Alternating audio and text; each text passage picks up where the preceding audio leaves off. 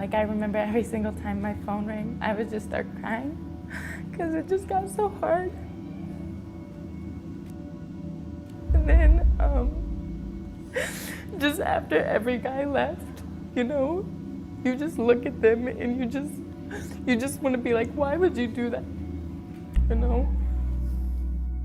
So a lot of people have heard about modern day slavery, and they tend to think that it happens in low-income countries, but it happens right here in our own backyard. These are children being treated as disposable commodities in the wealthiest country in the world. Human trafficking was merely a phrase that I knew out there that existed in other places, not in San Mateo County. But we realized, of course, that that's an empty opinion that we all had.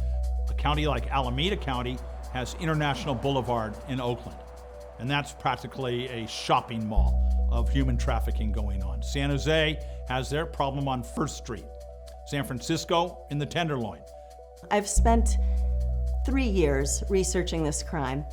I went to safe homes and I spoke with the children there, I spoke with the counselors there, and I asked everybody, what happened to them? How did the kids end up here? There are a few reasons why children are targeted. They are the most vulnerable and the most easily manipulated. And some of the children that we have seen are as young as 10 or 11. The children themselves cannot report it. They've been told that they'll be killed, that their family members, their sister, their moms will be killed if they report it. Law enforcement cannot just show up and take people down. Law enforcement reacts to crimes in progress. These criminals, the human traffickers, they have a skill set. It completely has to do with grooming that young girl or young boy to be able to prepare them. Say, hey, listen, we're running out of money and I need you to do something. This is just a story I hear again and again and again. And if need be, she'll be beaten. If she doesn't cooperate, she has nowhere else to go.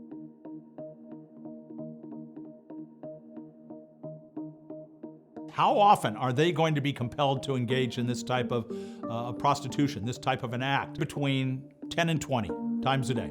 This is a volume business for the traffickers. They're there to make money, and they will make money. They don't pay taxes on it, so it's all profit for them. And remember how much the girls are getting. Almost nothing.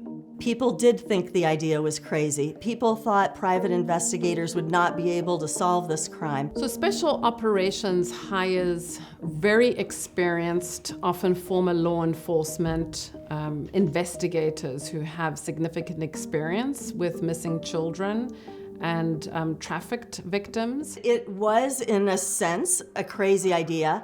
This crime is only going to be solved by boots on the ground, serious investigations, going in, catching the criminal, and then helping that child out of a terrible situation and into a new home.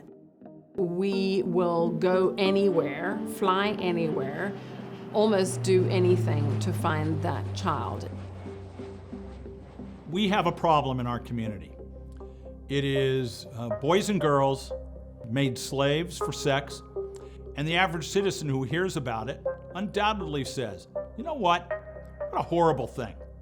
What a horrible thing, but what can I do? Support Special Operations. Contributions to this cause will save boys and girls from this crime. This one, Special Operations.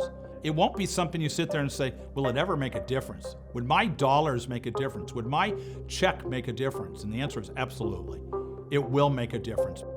Our investigative team is so good at what they do. We have actually found every child we've looked for so far, with the exception of one who sadly was murdered.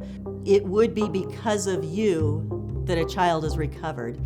We cannot do this on a volunteer basis. We have to hire very good private investigators. The average cost for a rescue is around $10,000. So donating $10,000 actually leads to the rescue of a child from being tortured, from a horrific situation.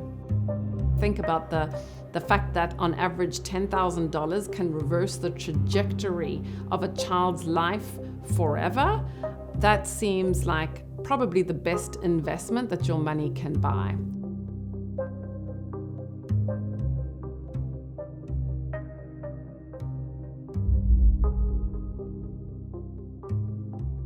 You guys are the superheroes of this era. And I can't say thank you enough or show enough gratitude to you guys for everything you do.